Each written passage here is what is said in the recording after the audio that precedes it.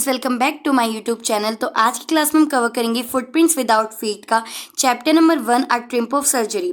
Basically इस chapter के अंदर हम लोग 3 कैरेक्टर्स के बारे में पढ़ेंगे, जिसका फर्स्ट कैरेक्टर प्ले कर रही है मिसेस पम्फ्रे, सेकंड कैरेक्टर उनके डॉग है जिसका नाम है Tricki, and the third character is Mr James Herriot. अब होता क्या है, एक दिन मिसेस पम्फ्रे अपने डॉग को यानी कि ट्रिकी को वॉक करवा रही होती है रोड पर, और वहीं पर मिस्टर जेम्स हैरिट की कार आती है। वो ट्रिकी को देखते हैं और वो देख के बोलते हैं, उफ ये कितना ज़्यादा मोटा हो चुका है। उसके बाद वो बताते हैं कि ट्रिकी जो है वो बहुत ज़्यादा फैटी हो चुका है और उसकी जो आईज़ है वो ब्लड शॉट हो चुकी है। ब्लड शॉट का मतलब है खूनी आंखें हो चुकी है, वो हाफ रहा है और वो फूसा हो गया है, ऐसा लग रहा है जैसे बस उसके 4 कॉर्नर्स पे टांगे लगा दी गई हों। उसके बाद क्या होता है, मिस्टर जेम्स हैरिट जाते हैं मिसेस पम्फ्रे के पास, उनसे हाय हेलो करते हैं और उनसे पूछते हैं कि आप ट्रिकी को कैसे फीड कर रहे हो। तो उसी के साथ साथ मिसेस पम्फ्रे बताती है कि ज़्यादा कुछ नहीं, मैं ट्रिकी को एक बैलेंस डाइट देती हूँ, मैं इसको एक प्रॉपर मील देती हूँ, इसको रात को अच्छी सी नींद आए इसलिए मैं इसको एक बाउल ऑफ हॉर्लिक्स भी देती हूँ। उसके बाद मिस्टर जेम्स हैरिट पूछते हैं कि ठीक है आप उसको एक प्रॉपर बैलेंस डाइट दे रहे हो, लेकिन व्हाट अबाउट द एक्सरसाइज, आप एक्सरसाइज के लिए क्या कर रहे हो। तो पम्फ्रे बोलते हैं कि एक्सरसाइज के लिए मैं इसको डेली वॉक करवाती हूँ, जैसा कि आप देख ही रहे हो। फिर मिसेस जेम्स हैरिट बोलते हैं कि ठीक है आप उसको वॉक करवा रहे हो, लेकिन what about the other exercise. फिर उस मिसेस पम्फ्रे होती है वो एक्सक्यूज देती हैं जेम्स हैरिट को और वो बताती हैं कि जो मेरा गार्डनर है जिसका नाम हॉकिन है, उसके अभी बैक पेन हो रहा है, यानी कि वो प्रॉब्लम को फेस कर रहा है, तो इस वजह से जो ट्रिकी है उसकी रिंग एक्सरसाइज नहीं हो पा रही है। तो वो ये एक्सक्यूज देती है जेम्स हैरिट को। अब तो ये सुनकर मिस्टर जेम्स हैरिट बहुत ज़्यादा गुस्सा हो जाते हैं और वो स्ट्रिक्टली बोलते हैं मिसेस पम्फ्रे को कि if you do not cut his food right now and give him more exercise he is going to be really ill, यानी कि अगर आप इसी तरीके से इसको पैम्पर करते रहोगे, फीड करते रहोगे, तो ये बीमार पड़ जाएगा। तो ये सुनकर मिसेस पम्फ्रे बहुत ज़्यादा सैड हो जाती हैं और वो बोलती है कि ओके, मैं इस चीज़ का फेस बना के वहाँ से चली जाती है। और जो मिस्टर जेम्स हैरिट होते हैं वो देख रहे होते हैं कि किस तरीके से ट्रिकी कंटिन्यू ग्रो कर रहा है, यानी कि किस तरीके से जो ट्रिकी है वो धीरे धीरे फैटी होता जा रहा है, किस तरीके से वो लेजी हो रहा है।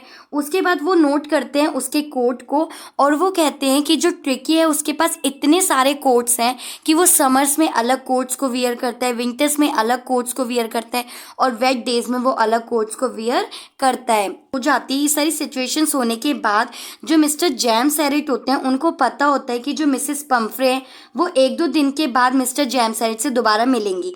क्यों मिलेंगी? क्योंकि मिस्टर जेम्स हैरिट को पता होता है कि जिस तरीके से ट्रिकी दिन पर दिन ग्रो कर रहा है, जिस तरीके से वो दिन पर दिन फैटी होता जा रहा है, वो सारी सिचुएशन अनकंडीशनल है। क्योंकि जनरली होता क्या है, जितने भी स्ट्रीट डॉग्स होते हैं या फिर डॉग्स होते हैं ना, उनका नेचर ये होता है कि उनको ज़्यादा से ज़्यादा एक्टिविटीज़ परफॉर्म करनी पड़ती है। जितने भी डॉग्स होते हैं ना वो बहुत ज़्यादा एक्टिव होते हैं। लेकिन बात करें ट्रिकी की, तो ट्रिकी के साथ क्या था, ट्रिकी के साथ जो मिसेस पम्फ्रे थी ना, वो ट्रिकी को बहुत ज़्यादा फीड करती थी, बहुत ज़्यादा पैम्पर करती थी, एज अ पेट नहीं बल्कि एज अ किड उसको पैम्पर करती थी। का अलग बाउल, लंच का अलग बाउल, ब्रेकफास्ट का अलग बाउल, उसको प्रॉपर मील देना, उसको रात को अच्छे से नींद आए इसलिए हॉर्लिक्स देना हो रहा था, जिसकी वजह से ट्रिकी जो था वो दिन पर दिन लेजी और बहुत ज़्यादा ही फैटी होता जा रहा था, जो उसकी हेल्थ के लिए बिल्कुल भी अच्छा नहीं था। तो ये सारी बातें जेम्स हैरिट को पता थी, इसलिए उनको ये भी पता था कि 2-4 दिन बाद ट्रिकी बीमार पड़ने वाला है और मिसेस पम्फ्रे उस सिलसिले में उनसे मिलने वाली है। और ये जो मिसेस पम्फ्रे होती है वो जेम्स हैरिट से मिलती है और वो बताती है जेम्स हैरिट को कि जो ट्रिकी है वो कुछ भी खा नहीं रहा है, वो प्रॉपर मील नहीं ले रहा है, वो बहुत ज़्यादा लेजी हो गया है, वो एक ही जगह बैठा रहता है, वो बाक नहीं करता है, अगर वो मील लेता है तो वो वॉमिट कर देता है। तो ये सारी सिचुएशन मिसेस पम्फ्रे बताती है जेम्स हैरिट को। अब जेम्स हैरिट उनको सजेस्ट करते हैं कि आप इसको 15 डेज के लिए हॉस्पिटलाइज कर दीजिए। ये सुनकर जो मिसेस पम्फ्रे होती है ना वो शॉक्ड हो जाती है और बहुत ज़्यादा सैड हो जाती है। वो बोलती है कि क्या मैं ट्रिकी को 15 डेज के लिए हॉस्पिटलाइज कर दूं। जेम्स हैरिट होते हैं ना वो जल्दी से कहते हैं कि हाँ ट्रिकी को लेकर आओ, मैं इसको हॉस्पिटलाइज करने के लिए हॉस्पिटल लेके जा रहा हूँ। क्योंकि जेम्स हैरिट को पता होता है कि यही सही सिचुएशन है ट्रिकी को वहाँ से ले जाने की, क्योंकि अगर वो 2 मिनट भी वहाँ पे रुके तो मिसेस पम्फ्रे अपना मूड चेंज कर देगी और मे बी वो 15 डेज के लिए ट्रिकी को हॉस्पिटल ना ले जाने दें। के बाद होता क्या है, जो मिसेस पंफ्री होती है बहुत सैड से मूड में ट्रिकी को लेके जाती है, जैम सैरेट को देते हैं। जो उसके सर्वेंट्स होते हैं वो उसका लंच का बाउल अलग, डिनर्स का बाउल अलग, ब्रेकफास्ट का बाउल्स अलग। यहाँ पे बात ट्रिकी की हो रही है, यानी कि ट्रिकी के जो बाउल्स होते हैं जिसमें वो खाना खाते हैं वो सारे सेपरेट बाउल्स होते हैं। उसके टॉयज, उसके कोट्स, जैसे समर्स के कोट्स अलग, विंटर्स के कोट्स अलग, वेट्स के क्लोथ्स अलग, जितने भी वेदर्स होते हैं वेदर्स की कंडीशंस के अलग वो डिफरेंट डिफरेंट कोट्स को बाइंड अप कर देती हैं। उसका जितना भी फूड आइटम्स होता है वो सारा का सारा पैक कर देती हैं।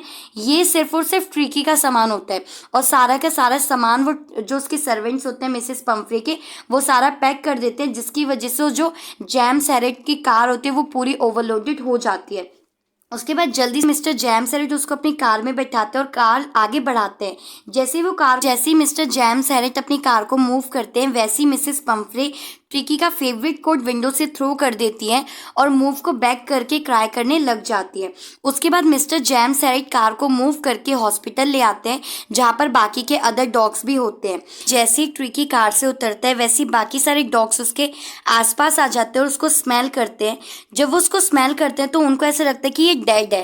एक्चुअल में ट्रिकी डेड नहीं होता, वो उसको स्मेल करके बिल्कुल भी इंटरेस्ट नहीं दिखाते, जस्ट बिकॉज ऑफ जो ट्रिकी होता है वो बहुत ज़्यादा लेस एक्टिव होता है और वो बिल्कुल भी ना इंटरेस्टेड नहीं होता एक्टिविटी परफॉर्म करने में। तो इसलिए बाकी सारे डॉग्स उसको स्मेल करके उसको छोड़ देते हैं और उसमें बिल्कुल भी इंटरेस्ट नहीं दिखाते हैं। अब जो मिस्टर जैम सैरेट होते हैं वो ट्रिकी को एक कैनल में ले जाके बंद कर देते हैं। जैसे बाकी सारे डॉग्स के कैनल्स होते हैं वैसे ही वो ट्रिकी का भी एक कैनल बनाते हैं और उसके अंदर उसको 2 दिन तक के लिए बंद कर देते हैं। वो उसको बिल्कुल भी खाना नहीं देते, सिर्फ और सिर्फ वो उसको पानी देते हैं, क्योंकि यहाँ पर जैम सैरेट को पता होता है कि जो ट्रिकी की बीमारी का इलाज है वो कोई टैबलेट्स नहीं है, बल्कि उसका जो एक्स्ट्रा लव था बाय द पंफ्रे उसको लेस अगर हम कर देंगे तो जो ट्रिकी है वो ऑटोमेटिक ठीक हो जाएगा। क्योंकि था क्या, जो मिसेस पंफ्रे थी ना वो उसको एक्स्ट्रा फीड करती थी, एक्स्ट्रा पैम्पर करती थी, जिसकी वजह से जो ट्रिकी था वो बहुत ज़्यादा लेजी हो गया था। तो अगर हम उस चीज़ को कम कर देते तो जो ट्रिकी था वो पहले की तरह ही एक्टिव हो जाता। तो मिस्टर जैम सैरेट थे, उन्होंने क्या करा था, 2 डेज के लिए बिना कुछ खाना दिए उसको कैनल के अंदर बंद कर दिया था और सिर्फ उसको फीड किया था with water. At the second day क्या होता है, at the second day he started to show some interest in his surrounding. अब सेकेंड डे क्या होता है, वो थोड़ा सा इंटरेस्ट दिखाता है बाकी सारे डॉग्स में, जैसे वो बाग करता है, डिगिंग करता है, तो जिसकी वजह से क्या होता है उसको कैनल से आउट कर देते हैं और थोड़ा थोड़ा मतलब लिटिल बिट जितना उसके लिए नीडेड होता है उतना खाना उसको देता है। थर्ड डे में उसको थोड़ा बहुत खाना देना शुरू कर देते हैं, पानी वगैरह भी उसको मिलता है और वो थोड़ा थोड़ा इंटरेस्ट दिखाता है बाकी सारे होते हैं। On the third day he began to whimper when he hear the dogs in his ground जो, यानी कि थर्ड डे में क्या होता है, थर्ड डे में वो थोड़ा थोड़ा एक्टिव हो जाता है, थोड़ा इंटरेस्ट दिखाता है, वो बाकी सारे डॉग्स के साथ थोड़ा सा वो घुलता मिलता है। उसमें क्या होता है, जो उनका ग्रुप होता है ना, उनके ग्रुप में एक अदर डॉग आ जाता है जो जिसका नाम होता है जो।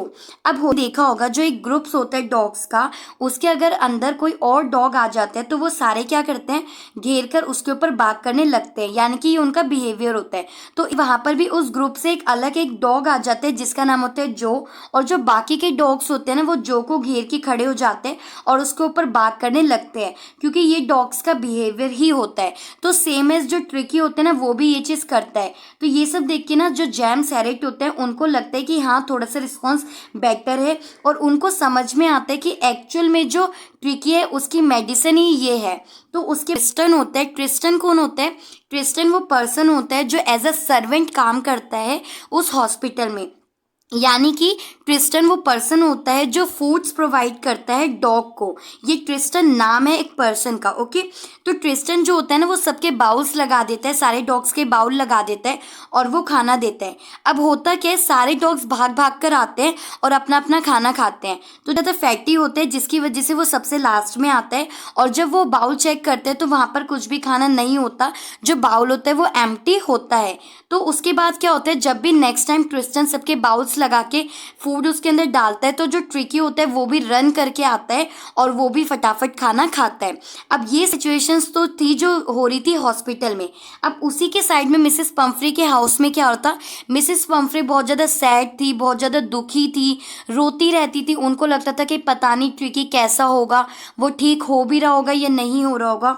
तो इसी के चलते वो कॉल करती है मिस्टर जैम सेरेट को और वो काफ़ी सारे क्वेश्चंस पुटअप करती है, जैसे इज ही फाइन, क्या वो ठीक है, he is correct coat warm according to the weathers. वो जो मिसेस पंफ्री थी ना, वो अकॉर्डिंग टू वेदर्स ट्रिकी को कोट्स वियर करवाती थी। तो वो वही सारे क्वेश्चंस पुटअप करती हैं कि क्या वो ठीक हो रहा है, क्या उसने कुछ खाना खाया, क्या वो अपने फेवरेट टॉयज़ के साथ प्ले कर रहा है, क्या वो ब्रेकफास्ट लंच डिनर टाइम पे कर रहा है, क्या उसने अकॉर्डिंग टू वेदर्स कोट्स को वियर करा है या नहीं करा। मतलब एक एज अ किड, मतलब अपने बच्चे की तरह वो उसको ट्रिकी को ट्रीट करती थी। और जैम सेरेट होते हैं ना, वो बोर हो चुके होते हैं ये सारे क्वेश्चन सुन के, क्योंकि उनको पता होता है कि मिसेस पंफ्रे रेगुलर कॉल करेंगी और कॉल करके सेम क्वेश्चंस पुटअप करेंगी कि ट्रिकी ने अकॉर्डिंग टू वेदर्स कोट्स को वियर करा है या नहीं करा, उसने लंच ब्रेकफास्ट डिनर्स करा है या नहीं करा, अपने फेवरेट बाउल्स में करा है या नहीं करा, उसके फेवरेट टॉयज़ के साथ वो खेल रहा है या नहीं खेल रहा।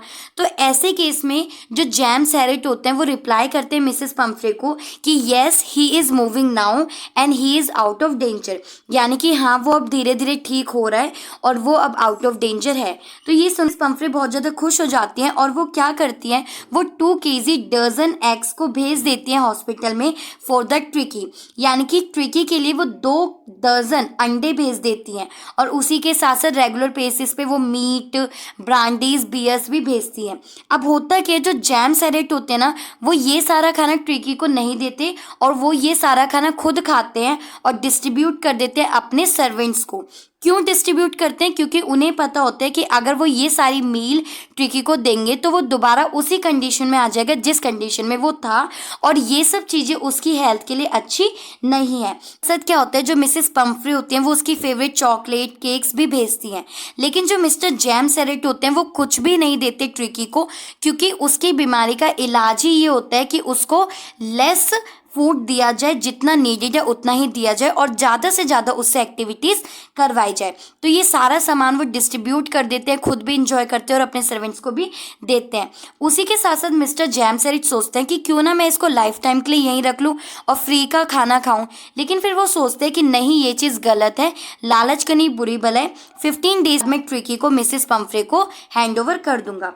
तो अब होता क्या है, 15 डेज कंप्लीट हो जाते हैं और जो मिस्टर जैम सेरेट होते हैं वो ट्रिकी को हैंड ओवर कर देते हैं मिसेस पंफ्रे को। अब क्या होता है ना, वो पूरा फिट एंड फाइन हो चुका होता है। Fit and fine in the sense कि वो एक रेगुलर डॉग की तरह बन चुका होता है।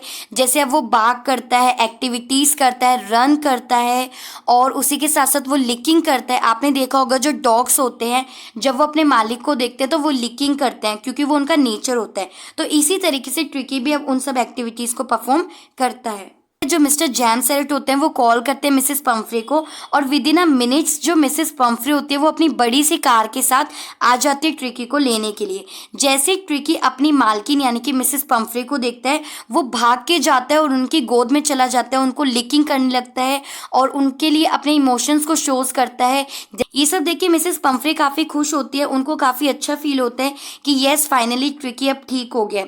तो जितना भी ट्रिकी का, जैसे ब्रेकफास्ट के अलग बाउल्स, डिनर्स के अलग बाउल्स, उसके टॉयज़, उसके कोट्स, वो सारा सामान पैक किया जाता है बाय द सर्वेंट्स और वो सारा सामान उसकी कार में रख दिया जाता है, पंफ्रे की कार में। और फाइनली जो पंफ्रे होती है यानी कि जो मिसेस पंफ्रे हैं वो ट्रिकी को लेके चली जाती है अपने घर और वो बहुत ज़्यादा खुश होती हैं। और वो इस चैप्टर के मोरल की, तो देखिए इस चैप्टर का मोरल क्या है, excess of everything is a bad, यानी कि ज़्यादा से ज़्यादा किसी भी चीज़ का सेवन करना हमेशा नुकसानदायक ही होता है, चाहे वो लव हो चाहे वो हेट हो।